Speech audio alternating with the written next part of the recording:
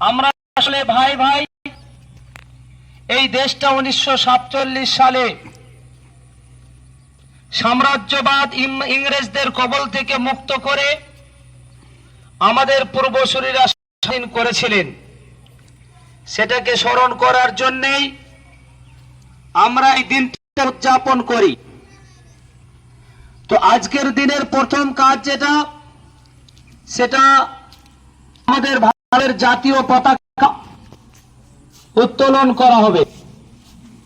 আমি আমাদের মাদ্রাসার সম্পাদক হাজী সাওয়ার হোসেন সাহেবকে আবেদন করব যে আপনি পতাকার কাছে চলে আসুন।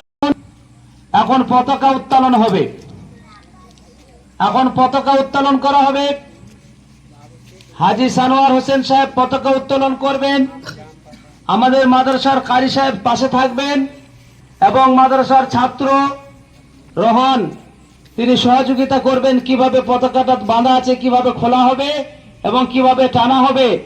ওমর ফারুক পতাকা তুলবেন। দড়িটা খুলে দাও ওমর ফারুক।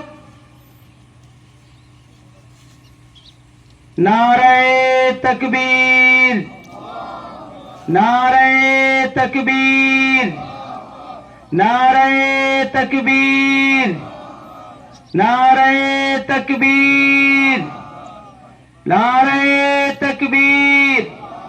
হিন্দুস্তান জিন্দাবাদ, হিন্দুস্তান জিন্দাবাদ, হিন্দুস্তান জিন্দাবাদ। এবার বেঁধে দিন।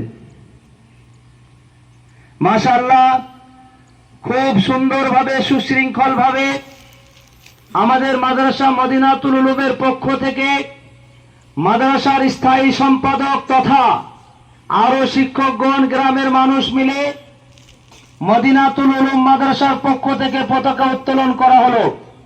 এবার আমরা এই দিনকে উপলক্ষ করে সামান্য কিছু প্রোগ্রাম সাজিয়েছি।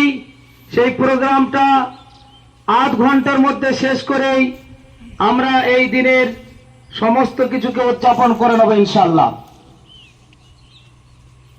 ভালো করে বেঁধে দাও, হাওয়া দিলে পতাকা উড়বে।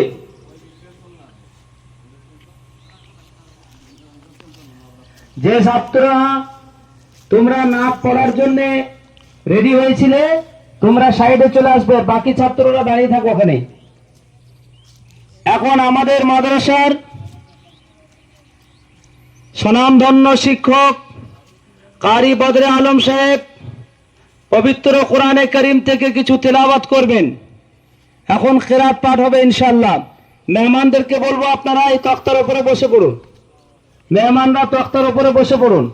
জি কারি সাহেব, আপনি চেয়ারে বসে কিরাত করুন।